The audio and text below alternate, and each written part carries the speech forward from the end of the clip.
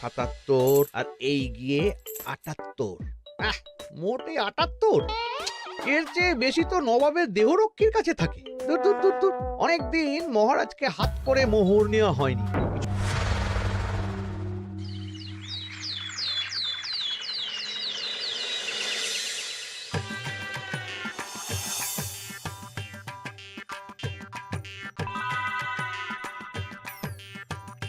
কই গো, কিছু কি ঠিক করলে? রাজকুমারের জন্মদিনে কি উপহার দেবে? হ্যাঁ গো, পেয়েছি। এই দেখো। উমা, এই যে তোমার ছোটবেলা সোনার আংটিখানা। হ্যাঁ গিন্নি, ঠিক ধরেছ। যেটুকু যা গয়না ছিল সবই তো দেওয়া হয়ে গেছে, নহে বিক্রি হয়েছে। আর তো কাউকে কিছু দেওয়ার নেই, তাই ভাবলাম এটাই উপহারে দিই। সে ভালো ভেবেছো। বেশ, আসি তাহলে। ওদিকে সবার দেরি হয়ে যাচ্ছে গিন্নি।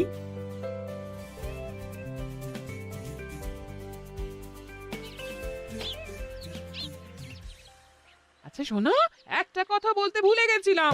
আজ একটু তাড়াতাড়ি বাড়ি এসো, শাড়িওয়ালাকে আসতে বলেছি দুপুরে। আবার শাড়িওয়ালা কেন? আরে তুমি ভুলে গেলে, সামনে আমার বোনদির বিয়ে, তার জন্য নতুন শাড়ি লাগবে না গো। একমাত্র বড় মাসির মেয়ে বলে কথা। বুঝলাম। তো ওই একটা শাড়ির জন্য আবার আমাকে থাকতে হবে? 3টে শাড়ি উপহারের পাশাপাশি আমারও একটা শাড়ি চাই। হ্যাঁ আচ্ছা, তুমি নতুন শাড়ি নিয়ে কি করবে বলো তো? বিয়েটা তো তোমার বংশীর। বলি, সারাটা জীবন তো এই এক কাপড়ই কাটিয়ে দিলাম, কি দিয়েছ তুমি আমায়? কেন, এই নিজেকে? আমার মতো স্বামী আর কোথাও পাবে? ও সব মন ভুলানো কথায় আর চিড়ে ভিজবে না, তাড়াতাড়ি আসবে বলে দিলাম। হ্যাঁ অগত্যা।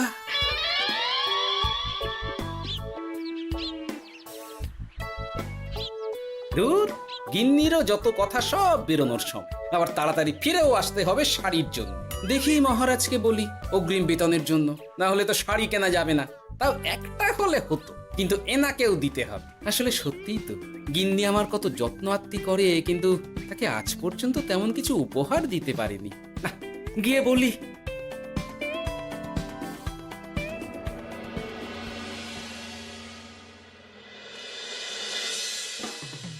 রাজকুমারের জন্মদিন উপলক্ষে যে আপনারা এত উপহার এনেছেন তার জন্য অনেক ধন্যবাদ। আপনাদের সকলের আশীর্বাদ ও ভালোবাসা আমি রাজকুমারের কাছে পৌঁছে দেব। এ আর এমন কি মহারাজ, জানেনই তো রাজকুমার আমাদের সকলের কাছে কত প্রিয়। ঠিক ঠিক।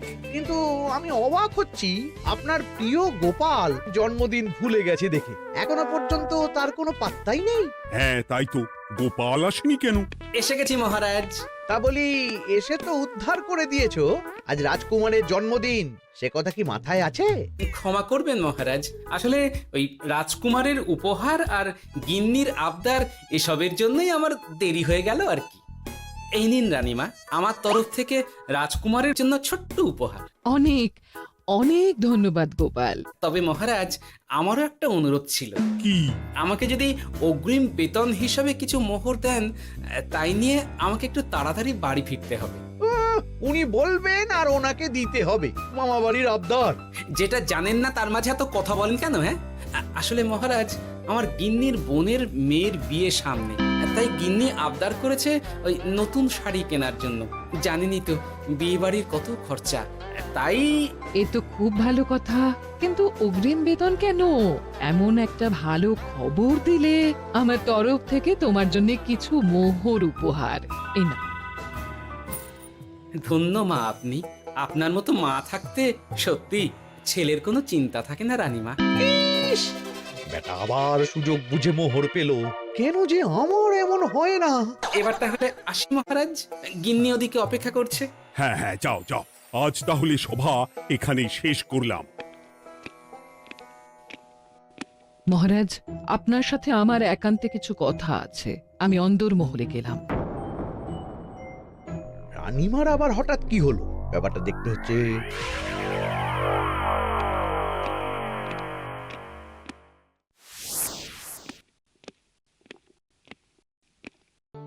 আজ আমি বুঝতে পারছি আপনি আমাকে একদম ভালোবাসেন না মহারাজ। ও কি কথা বলছো রানী? একদম ঠিক বলছি। নিজের গিন্নির আবদার মেটানোর জন্য গোপাল কত ভাবে, নতুন শাড়ি কিনে দেবার জন্য অগ্রিম বেতন অব্দি চাইলো, আর আপনি? আমি তো রাজা, আমি কেন বেতন চাইবো? সেটাই তো, রাজা হয়েও আপনি কখনো এমন কিচ্ছু করেননি, কিচ্ছু না। আহা, রাগ করে না। আমি তোমাকে সব থেকে সুন্দর শাড়ি উপহার দেব, একেবারে সোনার সুতোর কাজ করা মুক্ত বসানো শাড়ি। এমন শাড়ি কেউ কখনো দেখেনি। ও মা, সত্যি? আচ্ছা, এই ব্যাপার। গোপালের কথা শুনে এবার মহারাজ ও রানীমাকে উপহার দেবে? ধুর, আমারই ভাগ্যটা খারাপ।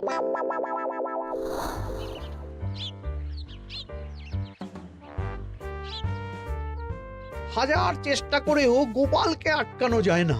দূর দূর দূর, আমি যা চেয়েছিলাম তা ওই গোপাল পেয়ে গেল। ও কি গো, তুমি কার সাথে কথা বলছো? দুর্ভাগ্যর সাথে। কি সব অলক্ষণে কথা? কি হয়েছে?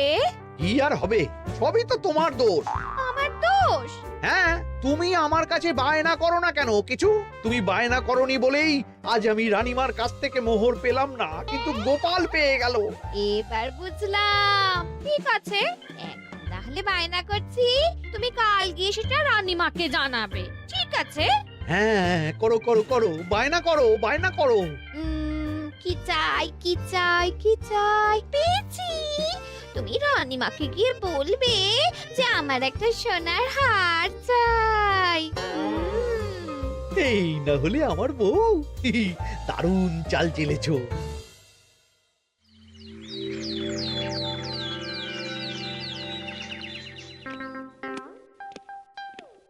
কি গো মন্ত্রী, আজ যে তুমি দেরি করলে বড়। আগে মহারাজ, আমাকে সময় নিয়ে শোনাতে শোনাতে মন্ত্রীমশাইয়ের মনে হয় নিজেরই সময় জ্ঞান খারাপ হয়ে গেছে। তুমি থামো তো মহারাজ, আমারও খুব বড় একটা বিপদ হয়ে গেছে। একমাত্র রানীমাই আমাকে বাঁচাতে পারবেন। আমাকে একটু ওনার সাথে দেখা করার অনুমতি দিন মহারাজ। কিন্তু তোমাদের রানীমা তো এখানে নেই। আসলে জানোই তো যে কুমার অনেক দূরে থাকে, তাই গতকাল রাতেই রওনা দিয়েছে। সে কি, রানীমা নেই? এবার কি হবে আমার? কেন কেন কেন, কি হয়েছে? আসলে মহারাজ, আমার বউ আমার কাছে সোনার হার গড়িয়ে দেওয়ার বায়না করেছে, তাই আমার। বুঝেছি বুঝেছি, চুপ করো তুমি।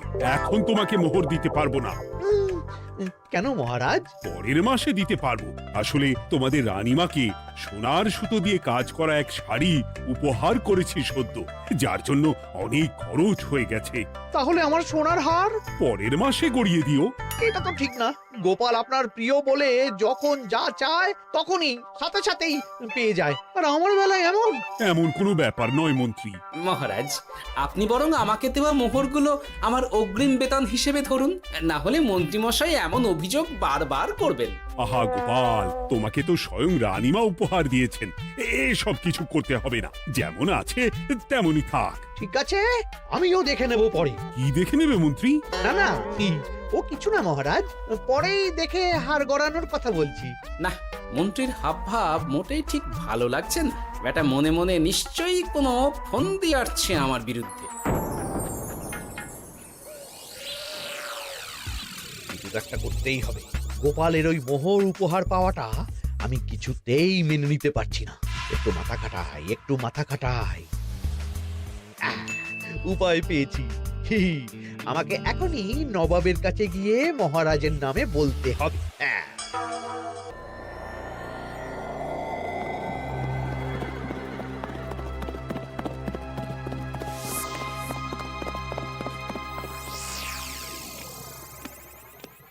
প্রণাম নবাব বাহাদুর। আরে এ যে কৃষ্ণনগরের রাজা কৃষ্ণচন্দ্রের মন্ত্রী, তো হঠাৎ এখানেই কেন? আমি নবাব বাহাদুরকে আন্তরিক ধন্যবাদ জানাতে এসেছি। কিসের জন্য? এই যে আমরা খুব খুশি রাজা কৃষ্ণচন্দ্রের মতো একজন শক্তিশালী রাজা পেয়ে। শুধু সামরিক বলেই নয়, আর্থিক, সামাজিক, রাজনৈতিক সব দিক থেকে। আর এটা সম্ভব হয়েছে আপনার মতো একজন নবাবের মহারাজের ওপর কৃপা দৃষ্টির জন্য। বলতেটা কি চাইছো তুমি?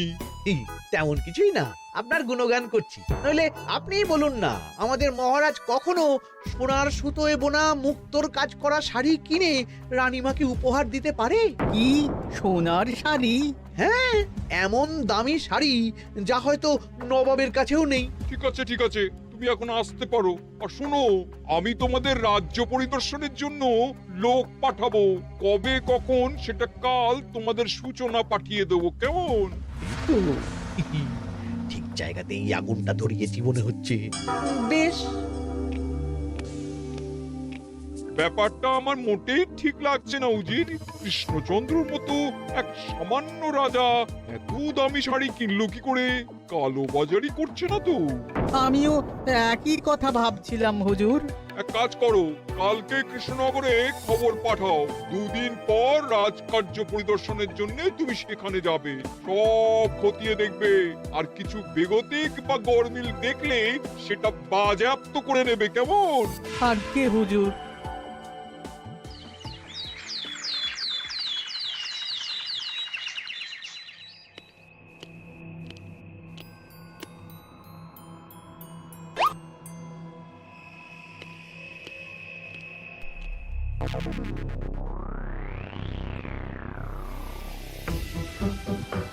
কি হয়েছে মহারাজ? কার চিঠি? নবাবের রাজকার্য পরিদর্শনের জন্য লোক পাঠাবে 2 দিন পর। এতে চিন্তার কি আছে মহারাজ? চিন্তার বিষয় আছে। নবাব আমার রাজকোষের হিসাবও মিলিয়ে দেখতে চায়। কোনো একটা ভাবে নবাবের কানে আমার সোনার শাড়ি কেনার কথাটা চলে গেছে, তাই সন্দেহ করছে। সে কি কাণ্ড! নবাবকে তো চিনি, ভুল ধরার কোনো সুযোগ ছাড়বে না। আর চিঠিতে পরিষ্কার লিখে দিয়েছে, হিসেবের একটু এদিক ওদিক হলেই সে সব বাজেয়াপ্ত করে নেবে। হায় কপাল, এ সব হয়েছে গোপালের জন্য। অমনি শুরু করে দিলেন। আচ্ছা, আমি আবার কি করেছি বলুন তো? তুমিই তো করেছো। সেদিন যদি তুমি তোমার গিন্নির শাড়ি কেনার কথাটা রানীমার কানে না তুলতে, তাহলে রানীমাও মহারাজের কাছে শাড়ির জন্য বায়না করতেন না, মহারাজও সোনার শাড়ি কিনতেন না, আর নবাবও জানতে পারতেন না। একদম ঠিক কথা বলেছ মন্ত্রী, সব দোষ তোমার গোপাল। মহারাজ, আপনি এমন বলছেন? হ্যাঁ বলছি, কারণ এটাই হয়েছে। দুশ্চিন্তায় এখন মাথা খারাপ হয়ে যাচ্ছে আমার। আমি জানি না তোমার জন্য আজ অব্দি এমন বিপদে কবে পড়েছি। এবার তোমাকেই এখান থেকে বেরোনোর উপায় বের করতে হবে। আর যদি তা না করতে পারো, তাহলে আজ পর্যন্ত তোমাকে যত মোহর উপহার দেওয়া হয়েছে সেই সব উপহারের মোহর ফেরত দিতে হবে। সব মোহর যে প্রায় খরচ হয়ে গেছে মহারাজ, আবার আমি কোথা থেকে পাবো? সেটা তুমি জানো। এইবার গোপাল ভালো মতো জব্দ হয়েছে। এই যে লঘু পাপে গুরুদণ্ড। গোপাল পড়ল ফাঁদে। এমন দেখে মন্ত্রী হাসে আর আমার মনটা কাঁদে।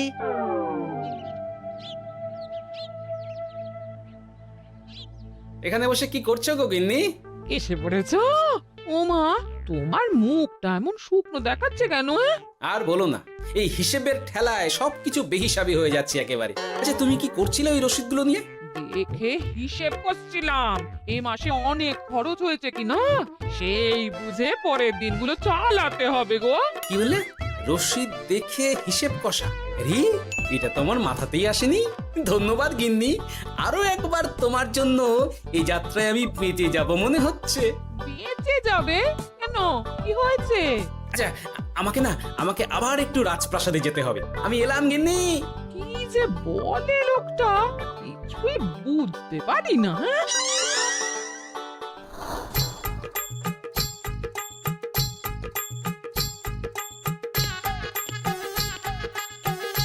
আসতে পারি মহারাজ? এ কি গোপাল, তুমি? আর কোনো চিন্তা নেই মহারাজ, নবাবকে হিসেব বোঝানোর উপায় পেয়ে গেছি। কি বলছো? কি উপায়? এই দুদিনে আপনি শুধু সকল প্রজাদের কাছ থেকে পুরনো রসিদ সংগ্রহ করুন, তাহলেই কেল্লা ফতে। তাই নাকি? আর নয়তো কি? তবে এ ব্যাপারে মন্ত্রী মশাইকে কিন্তু কিচ্ছু জানতে দেওয়া যাবে না। শুধু আমি যা বলছি তাই করুন মহারাজ। সে তো বুঝলাম, কিন্তু প্রজাদের থেকে পুরনো রসিদ সংগ্রহের কথা ঘোষণা করলেই মন্ত্রী এমনি জানতে পেরে যাবে। চিন্তা করবেন না মহারাজ, আমার কাছে এটারও উপায় আছে। আপনি শুধু খেয়াল রাখবেন যাতে এই কথা 5 কান না হয়। বাকিটা ভরসা রাখুন, কৃষ্ণনগরের একটা ঘাসও নবাব বাজেয়াপ্ত করতে পারবে না।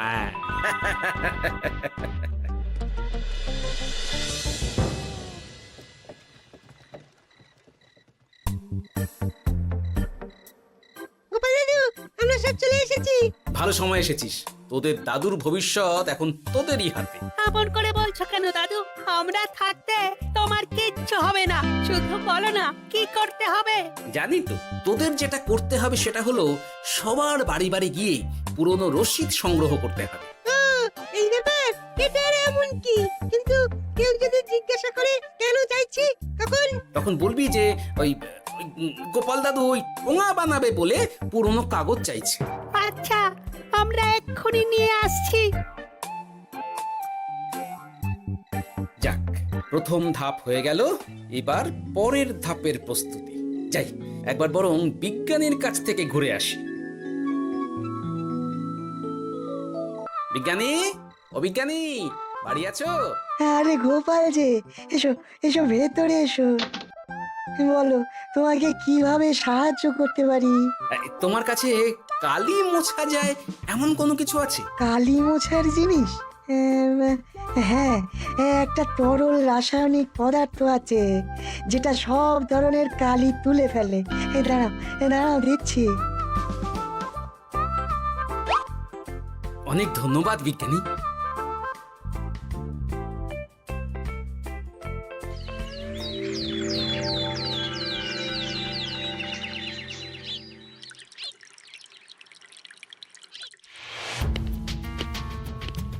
আসুন আসুন, আপনার জন্যই তো অপেক্ষা করছিলাম। তাই নাকি? এতটা পথ উনি এসেছেন, আগে ওনার জন্য শরবত ও মিষ্টির ব্যবস্থা করি। এই যে মহারাজ, আমি জল মিষ্টির ব্যবস্থা করে এনেছি, এটাও সাথে নিন। এটা কি? কেন, হিসেব ভোলা ময়রা পাঠিয়েছে এই মিষ্টি ও শরবতের দাম। এর মধ্যে এই কাজের সাথে যুক্ত ভোলা ময়রা আর তার পরিচারকের পারিশ্রমিকও যুক্ত আছে। হ্যাঁ, আসলে আমাদের মহারাজ তো প্রতিদিনের খরচ খুব হিসেব করে চলেন, তাই। ও, আমি একটু বসবো? নিশ্চয়ই, ওই তো ওদিকে বসার জায়গা। আপনি কি হাওয়া খাবেন উজির সাহেব? তাহলে রশিদে ওটাও যুক্ত করব। মশকরা হচ্ছে? আহা, রেগে যাচ্ছেন কেন? আপনার সাথে মশকরা করার মতো স্পর্ধা আমার নেই উজির সাহেব। আসলে মাসের শেষ তো, তাই একটু বেশি হিসেবে চলতে হচ্ছে আর কি। আমাকে হিসেব দেখাচ্ছ?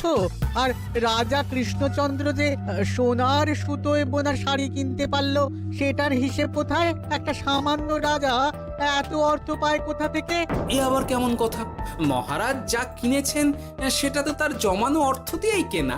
আমি বিপথে কোনো কাজ করি না।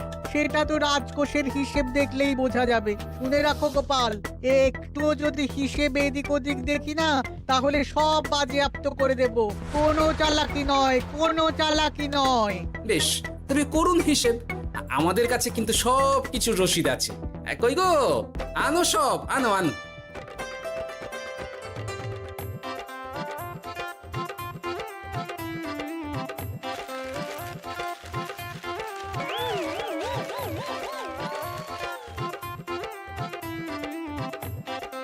হ্যাঁ, এত রসিদ?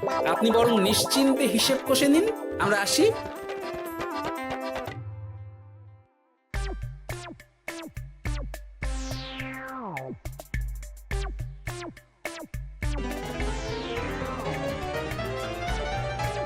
বাবারে, এত হিসেব কষে কষে তো মাথা ঝিমঝিম করছে, খিদেতেও পেট চুই চুই করছে। আপনার হিসেব কত দূর উজির সাহেব?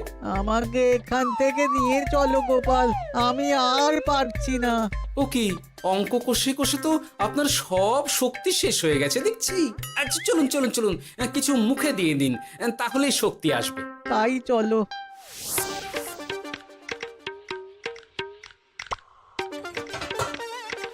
নিন, এটা হলো দুপুরের খাবার, আনাজ মশলা এমনকি রান্নার ঠাকুরেরও পারিশ্রমিকের হিসেব।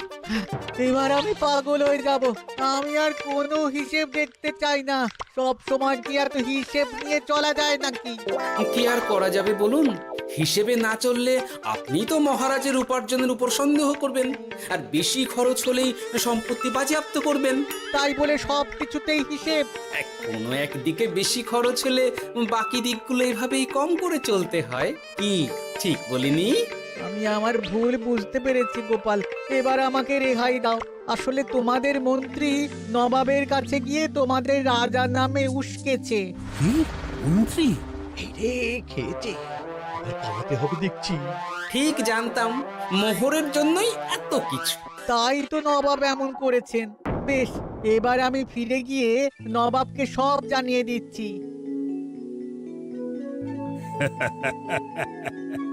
সত্যি গোপাল, তোমার তুলনা হয় না।